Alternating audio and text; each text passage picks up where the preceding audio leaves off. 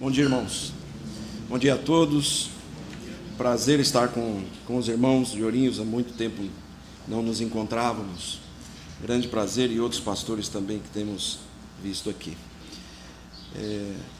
Para nós, Igreja de Osasco, é um grande prazer. Alguns irmãos estão conhecendo pela primeira vez algumas igrejas da região.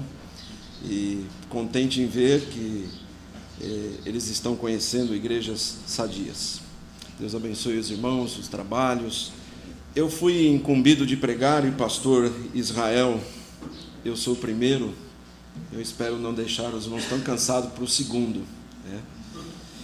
E também, como foi dito, está sendo gravado, mas não dá direito ao irmão de dormir, ok? Nesse para assistir depois, né? Então, preste bastante atenção. E o tema que o pastor nos deu está lá em Judas 3.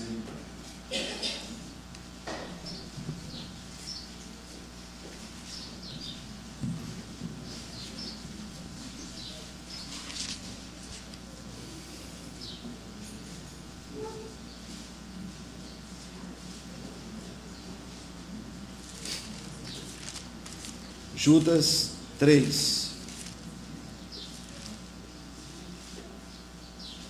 Amados, procurando eu escrever-vos com toda a diligência acerca da salvação comum, tive por necessidade escrever-vos e exortar-vos a batalhar pela fé que uma vez foi dada aos santos. Irmãos, o livro de Judas precede o livro de Apocalipse, e de maneira muito apropriada, porque o tema do livro de Judas, na verdade, é a apostasia. E se estudarmos o livro de Apocalipse, vamos ver que antes da vinda de nosso Senhor Jesus Cristo, duas coisas devem acontecer: a apostasia e o surgimento do anticristo. E tudo isso vai levar a um fim espantoso mesmo. Creio que muitos de nós não têm nem noção de como esse fim vai ser espantoso. Graças a Deus, vai ser um fim bom, porque o que Deus tem reservado para nós realmente é muito bom.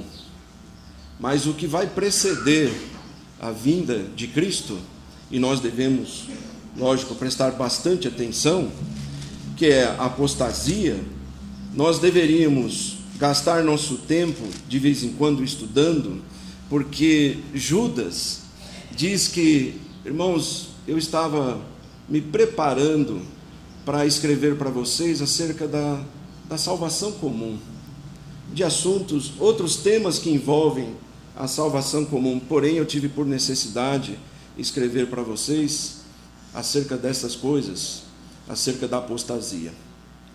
E fazendo isso, Judas também se torna um livro profético. E toda vez que nós estudamos alguma profecia, nós podemos ter uma direção errada, porque a profecia não foi dada para nos capacitar a profetizar. A profecia foi dada para que nós venhamos a testemunhar. E dentro disso, nós deveríamos testemunhar acerca do que é a apostasia. E pregar isso de forma bem clara, sem rodeios. Porque o livro de Judas é um livro muito claro. E ele vai falar tão claro a respeito disso, do assunto apostasia, e avisar os irmãos. Por quê? Porque é um perigo, e como nós vamos ver, a apostasia é de certa forma cíclica, até a vinda de nosso Senhor Jesus Cristo. Bom, contando com a apostasia e o surgimento do anticristo, então Judas vai tratar desse tema, mas também outros livros tratam disso. Paulo aos Tessalonicenses escreve, em capítulo 2, verso 3: ninguém de maneira alguma vos engane, porque não será assim, sem que antes venha a apostasia e se manifeste o homem do pecado e o filho da perdição. Então, sendo esse o tema, nós não devemos deixar nos enganar pensando que a apostasia é algo que ocorreria somente depois da saída, da ida de Cristo, vamos dizer assim, aos céus. Mas ela vai acompanhar, na verdade, vai atacar a igreja por todas as épocas. Dentro disso, irmãos, guardem bem, porque se houver tempo, porque na verdade o nosso tempo é muito escasso e o tema é muito amplo, né? Do qual temos muito a falar, mas infelizmente, vamos dizer assim, o nosso tempo é curto. Nós vamos ver a união do poder, vamos dizer assim, civil e eclesiástico, igreja e Estado. Então, vai caminhar para isso. Nós vamos ver que lealdade política se torna tão importante quanto lealdade religiosa. A sociedade não pode ser mais classificada como cristãos e não cristãos. Não pode haver essa distinção. Isso são sinais de apostasia, na verdade. E fazer do mundo um lugar feliz. O mundo nunca vai ser para nós um lugar onde nós vamos encontrar felicidade. Nós vamos encontrar um mundo caído, não um mundo feliz. Felicidade para nós está em Cristo e na vinda dele. Apostasia, o que significa isso? Desvio da verdade, abandono da palavra de Deus. Isso quer dizer apostasia. Eu estou indo aos poucos, só para chegarmos bem claro no tema. Por isso é uma carta geral. Mas é uma carta, se os irmãos forem ler no versículo 1, olha que declaração maravilhosa. Peguem lá Judas 1, se você já está aí.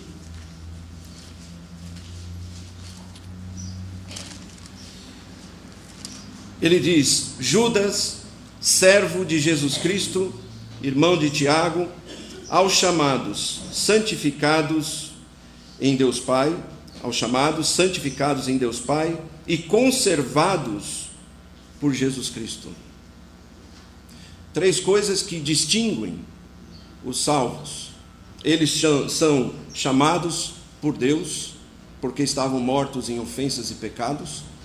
Eu e você fomos chamados, fomos encontrados, ovelhas perdidas, encontrados por Deus.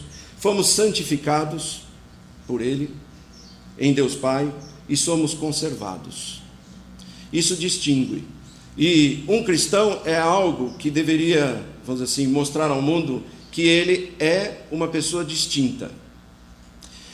Uma igreja deveria demonstrar que ela também é distinta das demais igrejas apóstatas. Quando nós não conseguimos mais fazer essa distinção, é sinal de que nós estamos num caminho de apostasia. Nós temos que ser capazes de fazer distinção entre certo e errado. Por isso é tão importante que as igrejas tenham e defendam a doutrina verdadeira. No passado, nós tínhamos alguns estudos que chamavam-se doutrina distintas dos batistas. E alguns irmãos ficavam ofendidos. Falaram, por que distinta dos batistas? Não, ela é bíblica. É distinta dos batistas porque os batistas defendem e outros não. Por isso que nesse sentido a doutrina é dita como distinta. Então a vida do cristão é uma vida distinta. E quando nós não conseguimos fazer mais essa distinção, ou quando nós relaxamos nisso de alguma forma, e eu não estou dizendo só pregar e escrever, né? Eu posso escrever artigos muito bons. Eu posso escrever artigos excelentes, eu posso, vamos dizer assim, dizer coisas muito boas, mas lá na prática, no dia a dia, não vejo essa distinção. Realmente tem que acontecer uma distinção àqueles que são chamados, santificados e conservados, como diz aqui Judas. Bom, o versículo 1, 2, 3, 4, na verdade dá início, e ele diz que ele escreveu a esses irmãos, como diz aqui, para pedir a eles e exortar a eles que batalhassem pela fé, e aí nós temos que mais uma vez distinguir o que ele está dizendo. Ele está dizendo aquele conjunto de doutrinas, na verdade, tá? Sem adições nem subtrações. Nós poderíamos pegar doutrinas bem distintas mesmo, né? Não estamos falando somente a respeito de algumas doutrinas como batismo, ceia, não, nós estamos falando de um grupo de doutrinas que envolve tudo aquilo que a igreja prega e que ela tem que defender. E ele diz, essas doutrinas que uma vez, aí nós conseguimos distinguir melhor, porque a palavra, vamos dizer assim, no original, o apax, quer dizer uma vez por todas. Então, o que ele está dizendo? Que essas doutrinas que fazem parte do alicerce da igreja, alicerce se coloca uma vez só. Então, quando você vai construir, faz uma vez e depois constrói sobre esse alicerce. Mas veja lá, cada um como constrói, diz Paulo, né? Porque pode edificar sobre palha e feno. Então, deve edificar sobre essa base. Se a base está errada, o resto está comprometido. Então, quando uma igreja não consegue mais distinguir as suas doutrinas, e os membros, vamos dizer assim, não veem diferença, vamos dizer assim, entre crente e católico, entre crente e presbiteriano, entre crente e luterano, ou quando alguns chegam a um ponto de dizer, mas nós somos praticamente iguais. Bom, eu creio que falta realmente conhecer aquilo que as Escrituras têm nos ensinado, porque se fôssemos iguais, estaríamos juntos, e não estamos, né?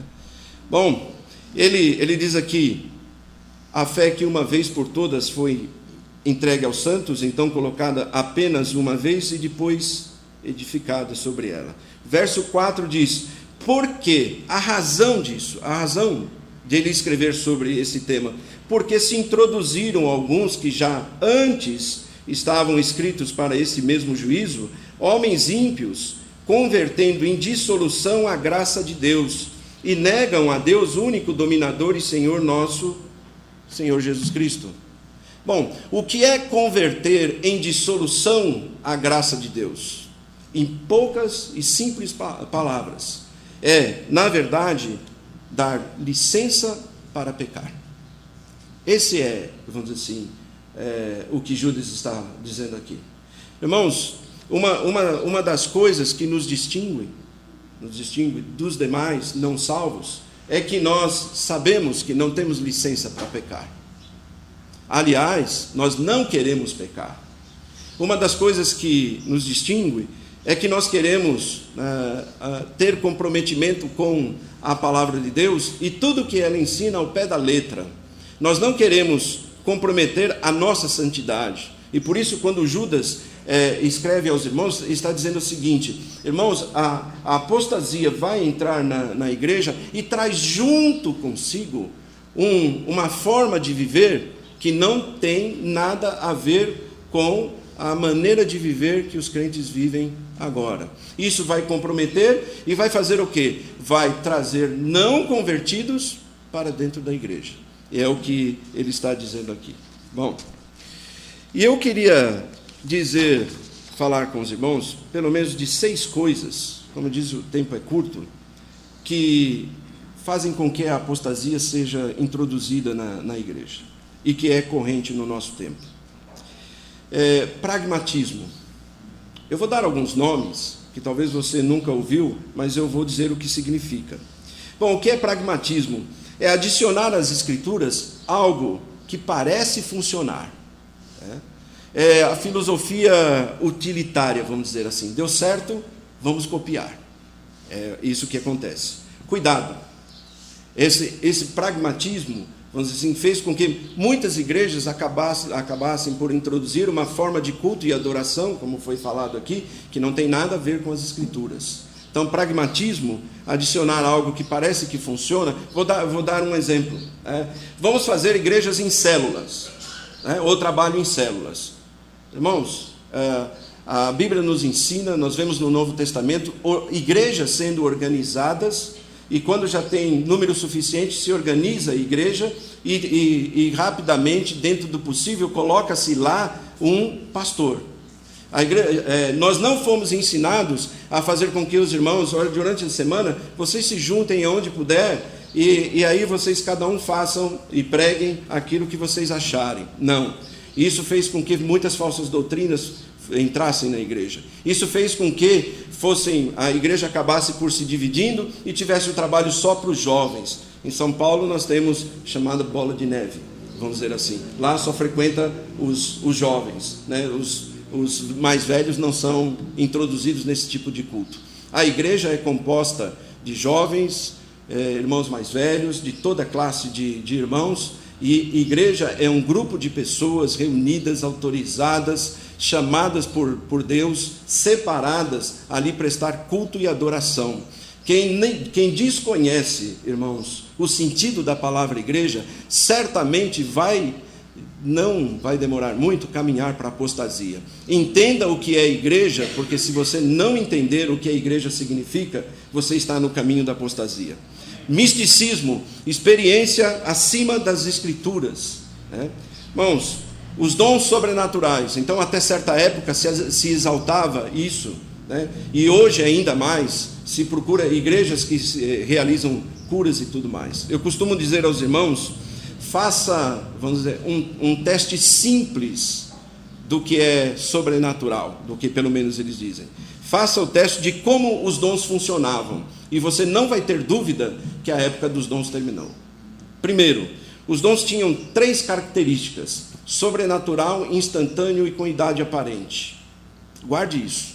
Todo o dom, vamos dizer assim, e naquela época era feito de maneira sobrenatural. Isso significava que Deus, de alguma maneira, mudava ou transformava aquilo que era natural para, vamos dizer assim, interagindo ou trabalhando de uma maneira que não era natural, ou seja, sobrenatural. Então, quando alguém, por exemplo, era curado, era uma intervenção sobrenatural. Junto com ela, era uma intervenção instantânea, que significa que o coxo saía andando, que o cego saía vendo, e que não tinha dúvida nenhuma. E outra, tinha idade aparente. E como dizer, irmãos, quando você entende isso, você entende a criação também.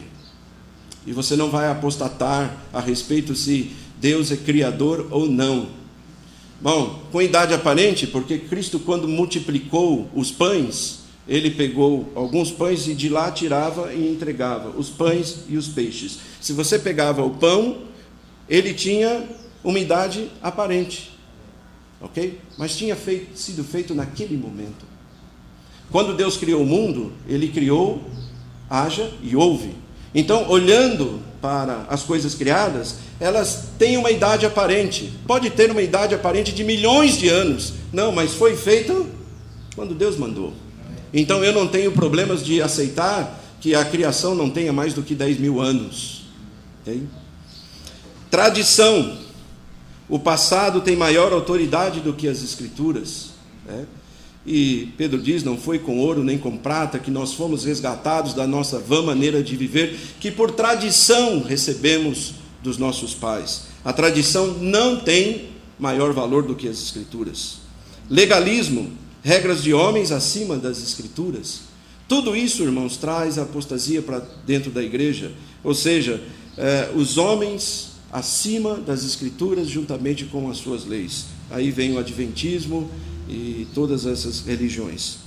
Uma das coisas que tem atingido a igreja no momento, e tem sido uma febre, psicologia. A psicologia tem atingido, e eu pessoalmente tenho pregado muito contra isso, na verdade. Por quê? Porque eu creio que a Escritura é suficiente para a nossa edificação, correção. A Escritura é suficiente para nos colocar na verdade, aonde nós precisamos estar, corrigir os nossos pensamentos, intenções do coração, nos fazer capazes de servir a Deus, mesmo diante de tribulações.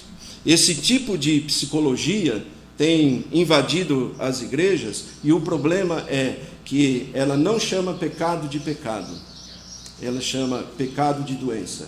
Então, a filosofia introduzida na igreja tira o lugar do pastor, do pregador. Ontem eu falei para os irmãos, o púlpito, o lugar do púlpito é no centro. O lugar do púlpito é o centro e a igreja está aí localizada, não é num canto, é no centro. E a palavra de Deus tem que estar no centro da adoração da igreja para com Deus. Quando a igreja coloca a palavra de Deus num canto, e parece que ela não funciona mais, porque é isso que muitos acreditam. Olha, a Bíblia não é suficiente, e nós recebemos isso e pregamos durante tanto tempo, que a palavra de Deus é viva e eficaz. Sabe o que quer dizer isso? Viva e eficaz. A palavra eficaz é muito interessante, porque ela é distinta da palavra eficiente. A palavra eficaz quer dizer que ela atinge o alvo. Eficiente, você pode atingir o alvo, mas não no centro. Você foi eficiente. Mas quando se diz eficaz, quer dizer que ela atinge o seu objetivo, nunca erra. Então, as Escrituras, elas têm um trabalho muito especial de nos corrigir. E, infelizmente, vamos dizer assim, pelo abandono das Escrituras, muitos cristãos hoje têm adquirido uma forma de viver daquela que o escritor de Hebreus pediu para que nós não tivéssemos. Rogo-vos, pois, irmãos, pela compaixão de Deus, que apresentei os vossos corpos como sacrifício vivo e santo e agradável a Deus, que é o vosso culto racional, e não vos conformeis com este mundo. Então, alguns às vezes vêm e falam assim: mas pastor, a psicologia não é uma ciência? Bom, irmão, se tiver um psicólogo aqui, podemos conversar, mas eu quase chamo isso a tão, vamos dizer, falsamente chamada ciência. Eu não tenho nada contra os estudos ou contra alguém que conheça, vamos dizer assim, alguma coisa de medicina ou qualquer coisa dessa área. Mas, irmãos, eu tenho e sou contra qualquer tipo de ciência que queira se colocar no lugar das Escrituras e ser solução para o homem naquilo que nunca ele vai poder ser. A ciência não substitui o Espírito Santo. A ciência não substitui Deus. E quando uma pessoa começa a pensar dessa maneira, não demora muito tempo e você vai estar caminhando para a apostasia. Sexto, neoevangelicalismo. Esse está atingindo os nossos dias. Neutralidade. Quer dizer o seguinte: tolerância, ser flexível. Todos os caminhos levam a Deus.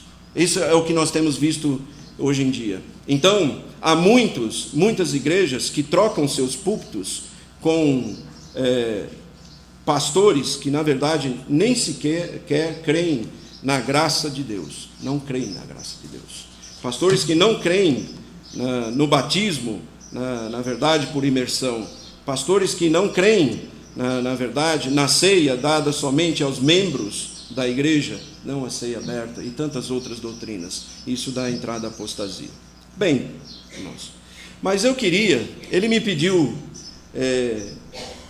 para comentar sobre Judas, mas junto com isso eu queria ir lá em 2 Timóteo capítulo 3, que eu considero um trecho muito instrutivo, irmãos,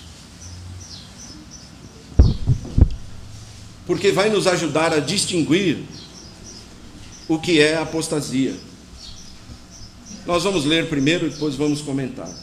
Diz assim: sabe, porém, isto, que nos últimos dias sobrevirão tempos trabalhosos, porque haverá homens amantes de si mesmos, avarentos, presunçosos, soberbos, blasfemos, desobedientes a pais e mães, ingratos e profanos, sem afeto natural, irreconciliáveis, caluniadores, incontinentes, cruéis, sem amor para com os bons, traidores, obstinados, orgulhosos, mais amigos dos deleites do que amigos de Deus, tendo a aparência de piedade, mas negando a eficácia dela. Destes, afasta-te, porque deste número são os que introduzem pelas casas e levam cativas mulheres nécias, carregadas de pecado, levadas de várias concupiscências, que aprendem sempre e nunca podem chegar ao conhecimento da verdade.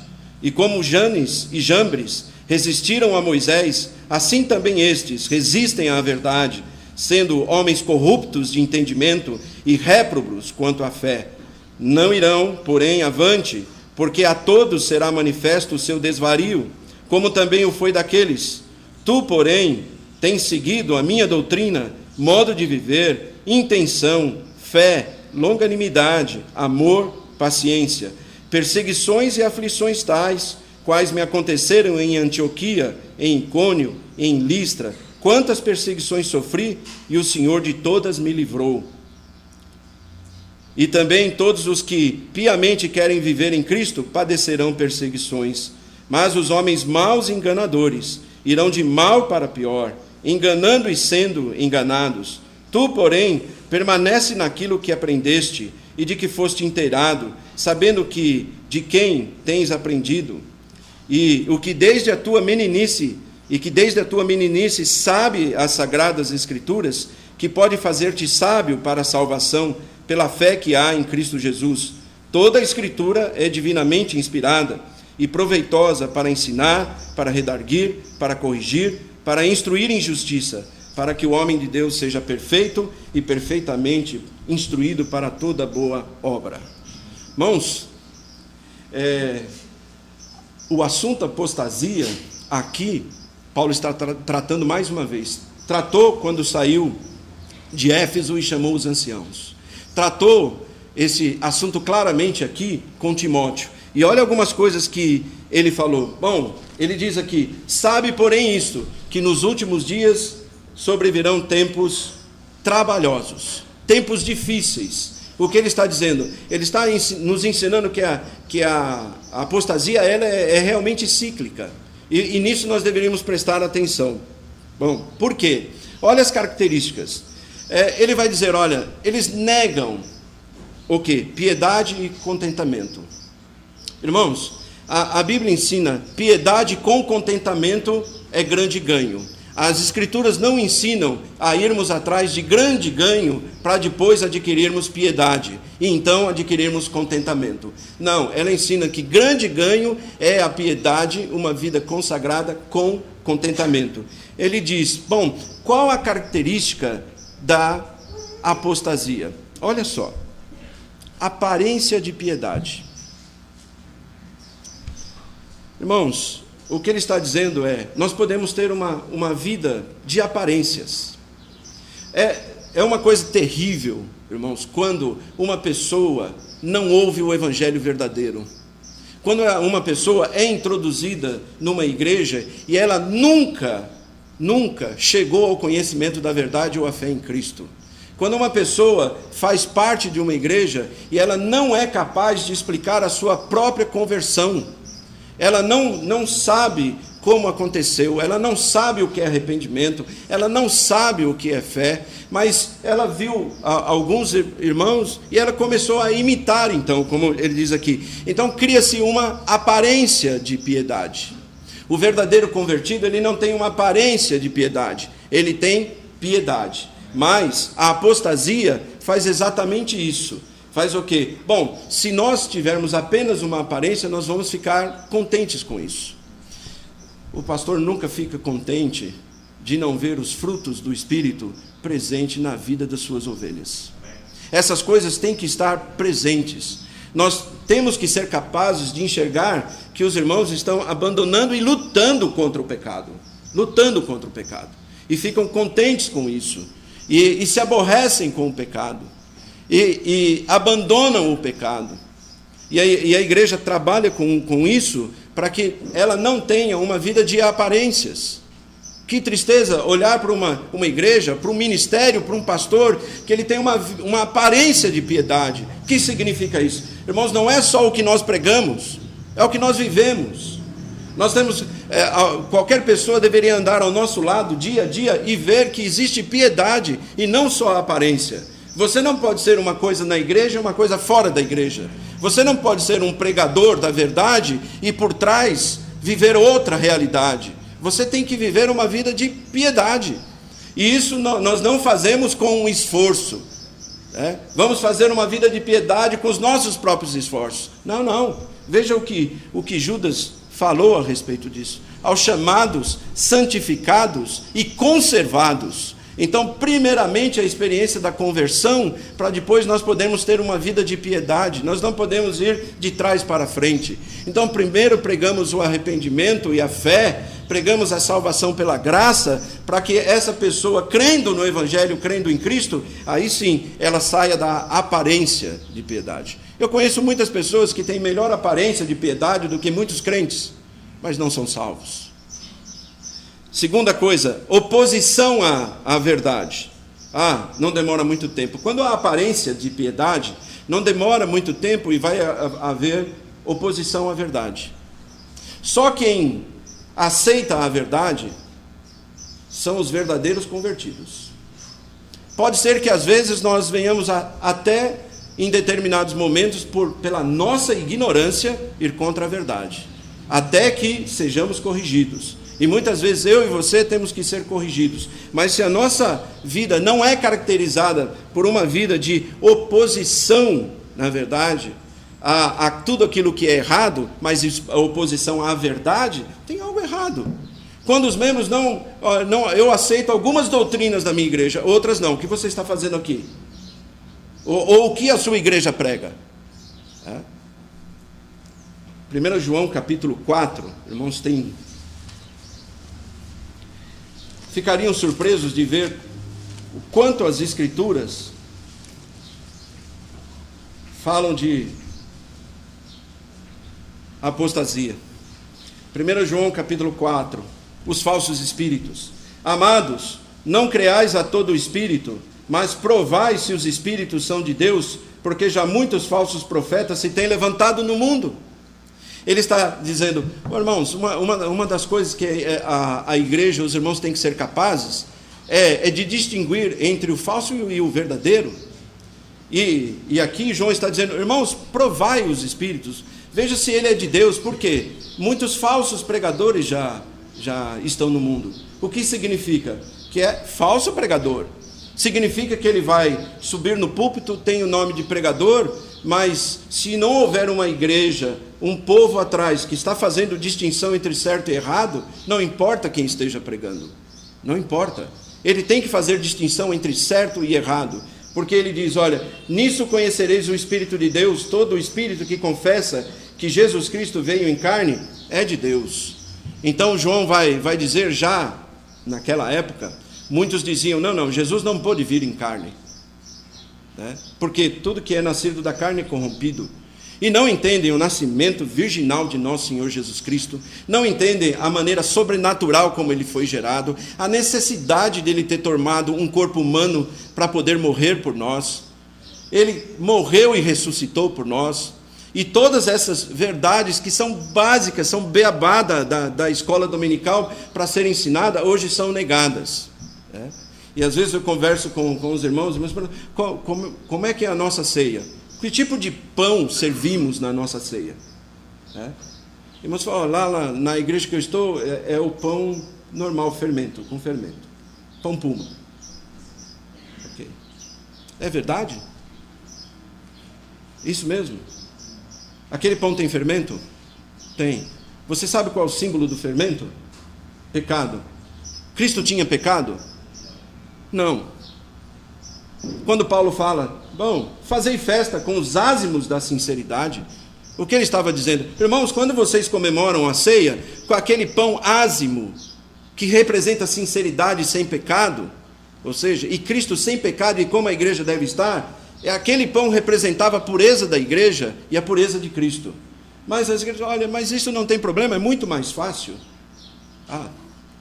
E assim nós vamos, irmãos. E quando começamos a ver o que tudo isso representa diante de Deus, muitas igrejas consideram isso como um assunto banal. Irmãos, eu não considero banal tudo aquilo que representa Cristo. Eu considero que deve ser representado dentro daquilo que as Escrituras têm ensinado, e não de qualquer maneira. Terceiro sinal de apostasia, falsos milagres, como nós falamos. Não seguem essa característica. E muita gente fala, mas pastor, você não acredita em milagres? Eu acredito, a conversão é um milagre. Sem dúvida nenhuma. Tá? E mais, irmãos, eu acredito que Deus cura. Eu acredito. Você acredita? Ah, pastor, você é batista ou é pentecostal? Né? Eu sou batista. Eu creio que Deus cura. Eu creio que Deus não usa mais o dom de cura dado a um homem. Isso ele não faz, mas ele tem poder para ele fazer o que quiser. E por isso, quando os irmãos estão doentes, o que nós fazemos? Oramos. Mas curas como... E muita gente fica, né, vamos dizer assim, de certa forma maravilhado. Aprendendo sempre algo, porém nunca podem chegar ao conhecimento da verdade. Irmãos, que tristeza. Irmãos, olha a característica de apostasia. Olha só.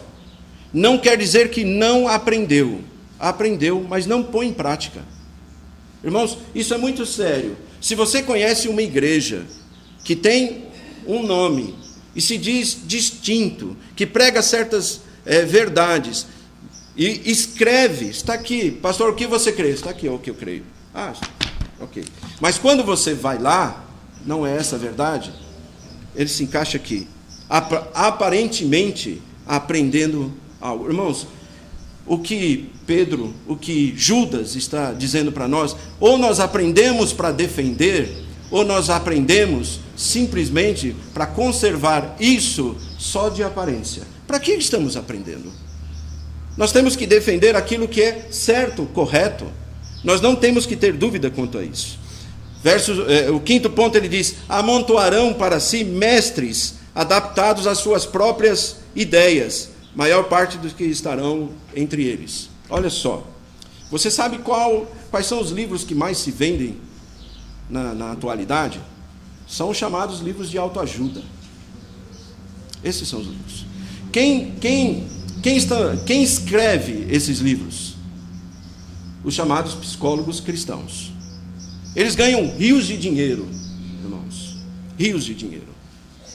E eles estão tentando substituir o trabalho de uma igreja, o trabalho de um pastor, na verdade. Não podem substituir. A forma que Deus utilizou é realmente a exortação da palavra. Se você ler livro de Hebreus ainda, vai ver que ele exorta os irmãos realmente a receberem a repreensão. A repreensão nem sempre é de gozo, muitas vezes de tristeza, e é verdade. Primeiro nós somos corrigidos, e a correção no presente não é de gozo, e depois ele vai ensinando como nós recebemos, não desmaiarmos com a repreensão, não ficarmos revoltados.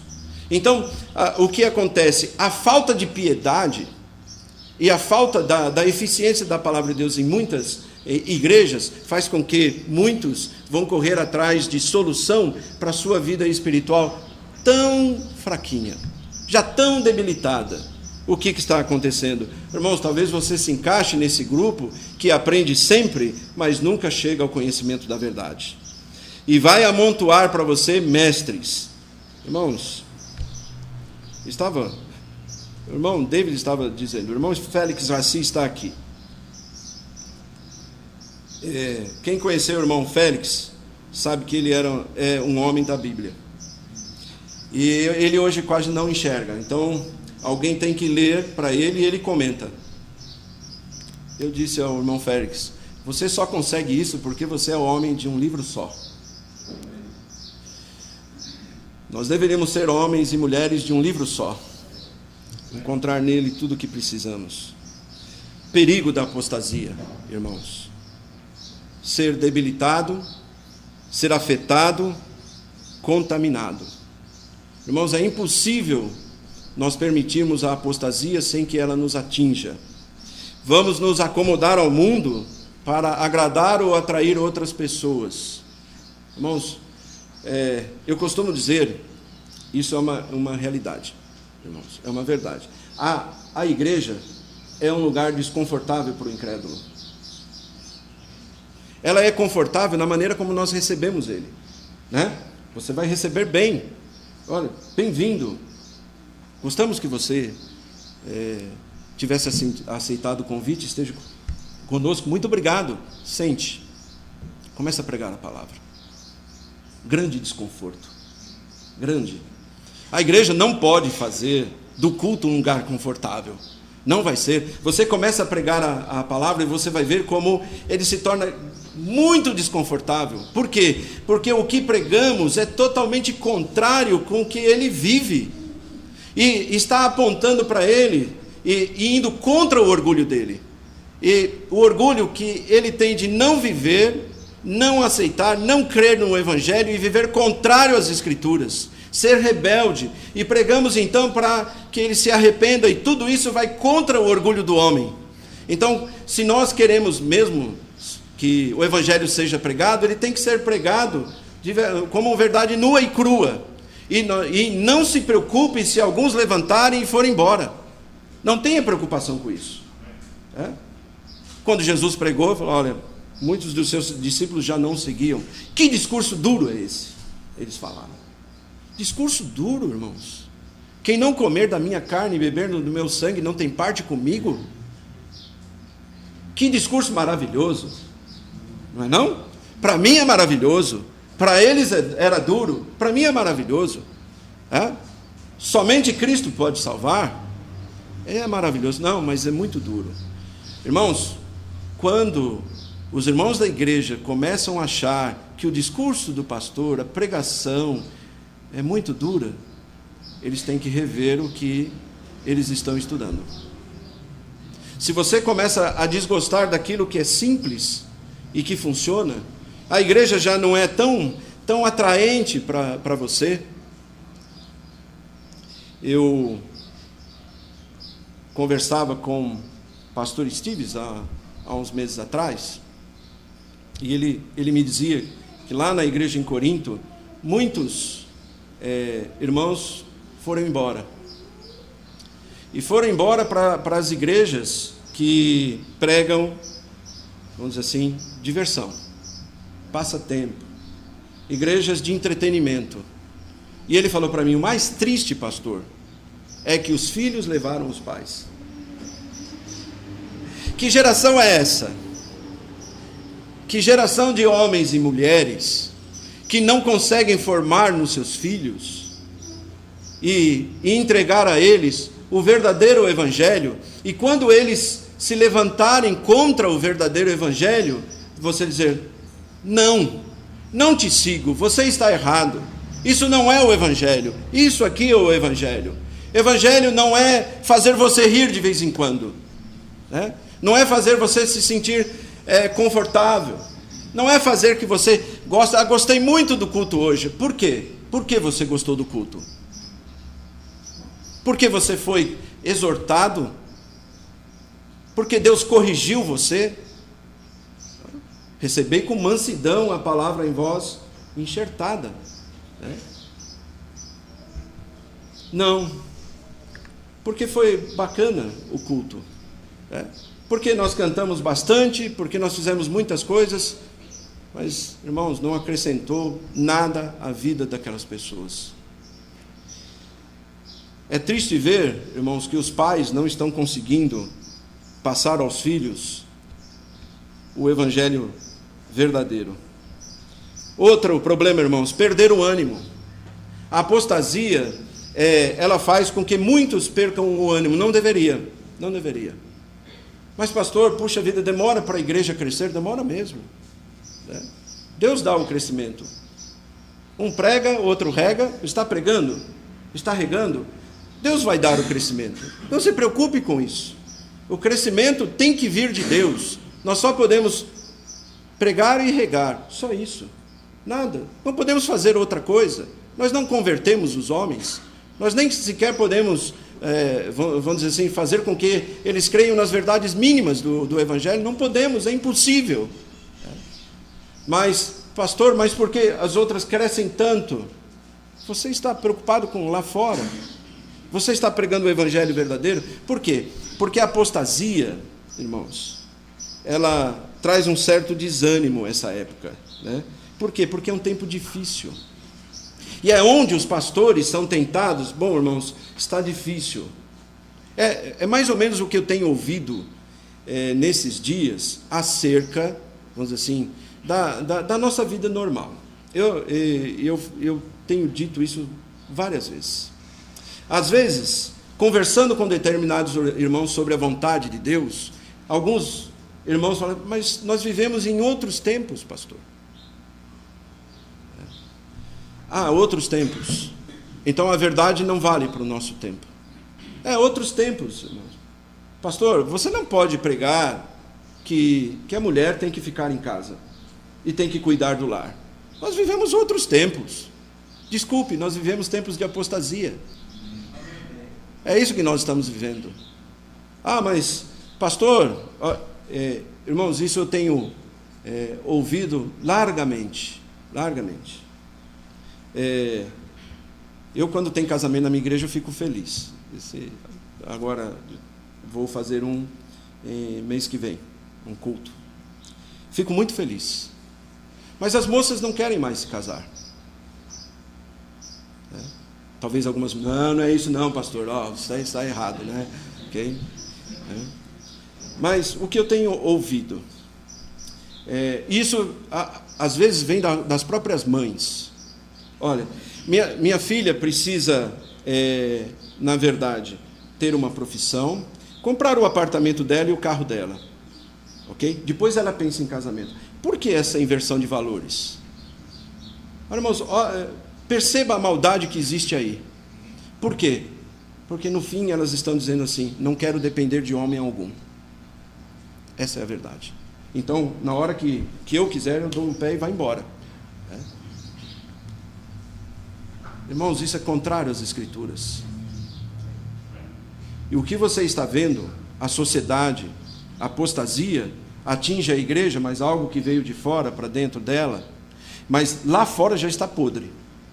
Lá fora a situação é muito ruim. Então, quando essas pessoas chegam para a igreja, elas têm que ouvir como elas colocarem novamente, ou aprenderem a colocar pela primeira vez os princípios de Deus para o casamento, para a criação dos filhos, como os filhos devem se comportar, o respeito dos filhos aos pais, como os pais devem se comportar entre eles, e toda essa, vamos dizer assim, situação nós não vemos aí fora.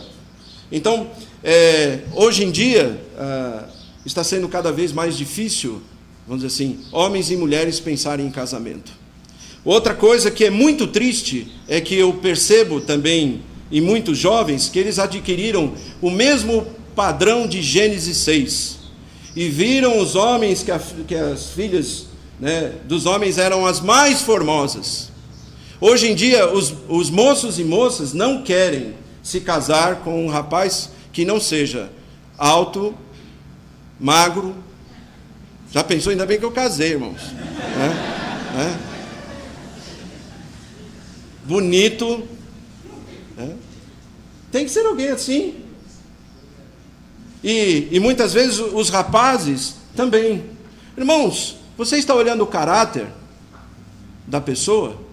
Porque deveria olhar para o caráter. Se aquela pessoa ama a Cristo em primeiro lugar, e você pode estar justamente no caminho de fazer um casamento errado. Existe casamento errado? Existe. Às vezes minha mulher pensa que o casamento é errado, de tanto sofrimento que eu dou a ela, né? Pode ser, né? Não.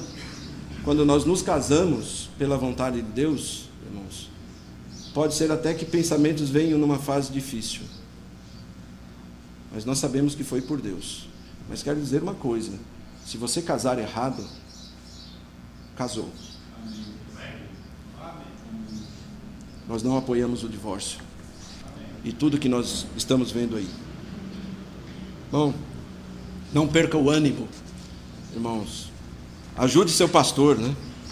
Manifestação da apostasia. Já termino, irmãos.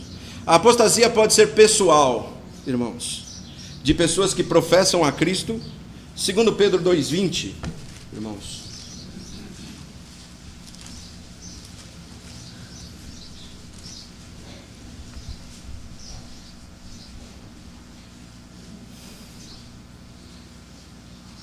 Portanto, se depois de terem escapado das corrupções do mundo, pelo conhecimento do Senhor e Salvador Jesus Cristo, forem outra vez envolvidos nelas e vencidos, tornou-se-lhes o último estado pior do que o primeiro. Irmãos, eu já vi muita coisa errada sendo ensinada nesse versículo, nessa passagem. O que a Bíblia está dizendo? Lembra a aparência de piedade? Lembra? Tendo aparência de piedade. Irmãos, uma coisa que nós temos que pregar na igreja é como o pecador vai a Cristo. Mãos vazias. Não tem nada. Pela graça. O pecador vai arrependido a Cristo, porque ele sabe que não pode ajudar nem um pouco. Outro dia, nosso irmão Moacir foi pregar a um homem que faleceu, inclusive, na semana. E falando a respeito da salvação, ele falou, bom, é 70% de Deus e 30% nosso, né? O Moacir, não, é 100% de Deus. 100%. Não pode ter 70%, 30%. Mas, o que Pedro está dizendo aqui é fruto daquela aparência de piedade. Irmãos, o que ele está dizendo é normal. Olha, isso acontece. Uma pessoa começa a vir para a igreja, ela começa a ver como os crentes se comportam. E ela começa a se comportar igual.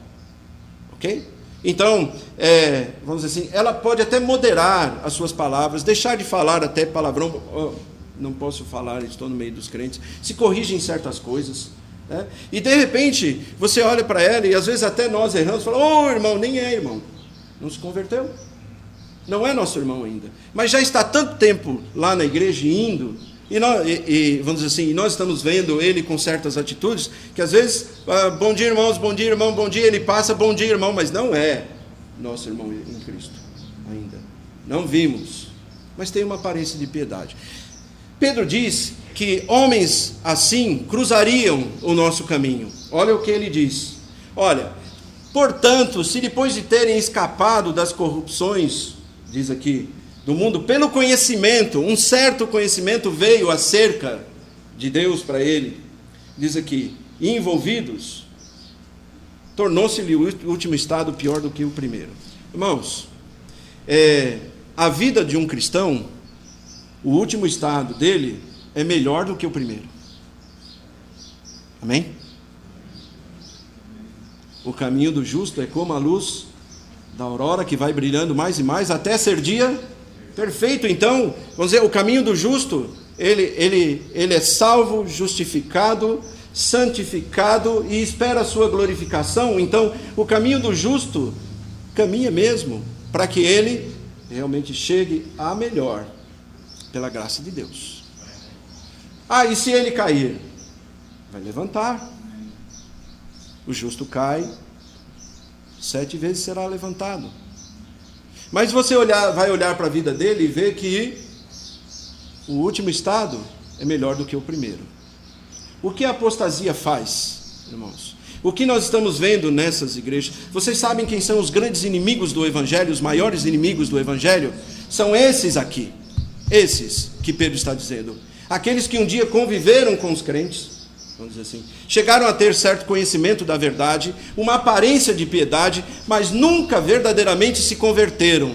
Então eles saem e vão dizer assim, eu já fui crente. Você nunca foi lavado, nunca foi santificado pelo sangue de Cristo. Então ele sai dali e tem aversão ao Evangelho. Por isso, o último estado dele é pior do que o primeiro. E ele diz aqui, porque melhor lhes fora não conhecerem o caminho da justiça, do que conhecendo, desviarem-se do santo mandamento que lhes fora dado. Por quê? Porque também a quem muito é dado, muito será pedido. E a justiça de Deus, porque muitos homens dizem assim, mas pastor, por que Deus permite que certos homens façam tantas atrocidades? E às vezes nós ouvimos algumas pessoas dizerem, Deus não existe. Calma aí. Calma. A Bíblia diz, olha, Deus com justiça vai julgar o mundo. E disso deu certeza ressuscitando Jesus Cristo dentre os mortos. Quanto mais o homem conhece, ele acumula ira para o dia da ira de Deus. Então, um dia ele vai se apresentar diante de Deus, e quanto maior o seu conhecimento, maior o seu castigo. Pode ter certeza disso. Deste modo, sobreveio-lhes o que por um verdadeiro provérbio se diz, o cão voltou ao próprio vômito, e a porca lavada ao espojadouro da lama. Isso é apostasia pessoal, irmãos. Teve certo conhecimento da verdade, participou, vamos dizer assim, como Judas. Pense em Judas. Viu os milagres de Cristo, participou da vida inteira de Cristo, viu coisas que nós, como salvos, desejaríamos ter visto, e tudo isso não adiantou de nada, só fez ele mais condenável diante de Deus. A apostasia pode ser doutrinária, irmãos. Bom, a fé é aquele conjunto de doutrinas, irmãos. E o que você deve fazer? Irmão, zele pela sua doutrina. Zele quando o pastor pregar. Irmãos, não fala, essa doutrina eu já conheço. Irmãos, já está falando. Irmãos, eu sempre aprendo algo mais profundo quando eu estudo as doutrinas. Mais e mais. Aprendo mais de Cristo. Aprendo mais da verdade. Zele dela. Porque é a doutrina verdadeira que nos mantém puros. Romanos capítulo 16. Uma ordem expressa para nós.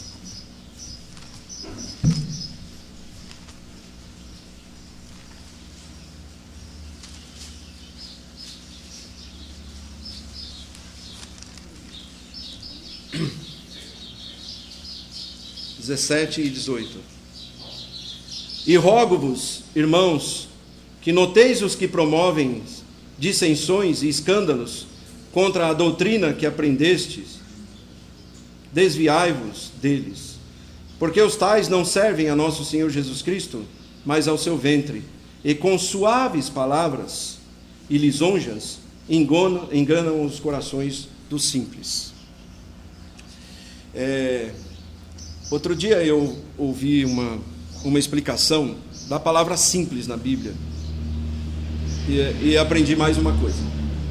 Livro de Provérbios chama o tolo de simples, não é? Você sabe quem é o simples? A palavra simples quer dizer mente aberta. Mente aberta. A filosofia de hoje da apostasia diz que você tem que ter mente aberta, receber tudo. E a palavra simples não tem o significado, vamos dizer assim, para que você e eu tenhamos sempre a mente aberta. Não podemos ter. Tem hora, irmãos, que nós temos que fechar a nossa mente. Fechar. E fazer o quê? Não permitir que aquilo entre. Vou dar um exemplo. Eu não tenho mente aberta ao homossexualismo. Eu prego, aliás, nós temos amor a esses homens para lhes pregar, homens e mulheres, lhe pregar a verdade para que eles se arrependam do seu pecado e creiam em Cristo. Mas eu não tenho mente aberta para isso. Isso não entra. Mas a filosofia de muitas igrejas tem sido mente aberta. E o que ele está dizendo aqui? Irmãos, olha, você não só não deve ter a mente aberta, como a sua porta aberta. Eu não recebo na minha casa um testemunha de Jeová. Eu não deixo que ele entre. Ele vai falar coisas a respeito de Cristo que nem brincando eu aceito. E o que ele diz aqui? Bom, irmãos, destes, afasta-te. Irmãos, o único caminho para a apostasia é se afastar. Não tem outro. Se afasta, como ele diz aqui. Não tem outra maneira. Tá? Puxa, então, mas você não ama os outros irmãos? Olha, eu amo a todos os crentes em Cristo, mas amo mais a Cristo e a sua palavra, com certeza. E a apostasia eclesiástica, ou seja, é a salvação pela graça abandonada. Então, o anticristo vai, irmãos, introduzir um sistema religioso, onde a religião vai ser oficial, onde ele mesmo vai ser objeto de adoração. Pode esperar. Por isso nós falamos no início, irmãos, a apostasia tem um fim espantoso, espantoso. Mas se possível fora, enganaria até os escolhidos. Não é possível. Porque guardamos a verdade. Irmãos, a apostasia vai contra a doutrina, porque prega a emoção em vez da palavra. Vai contra a santificação, porque ensina uma vida mundana. Vai contra a verdadeira adoração, porque ensina festa, mundanismo, no lugar de adoração. Como diz Judas 4:5, é uma licença para pecar. Todos os exemplos de apostasia terão ligação com o futuro e com a vinda de Cristo. Irmãos, na verdade, o mundo se prepara mentalmente e espiritualmente para receber o anticristo. Irmãos, nós vamos nos preparar mentalmente e espiritualmente para receber a Cristo. Amém? Deus abençoe sua palavra.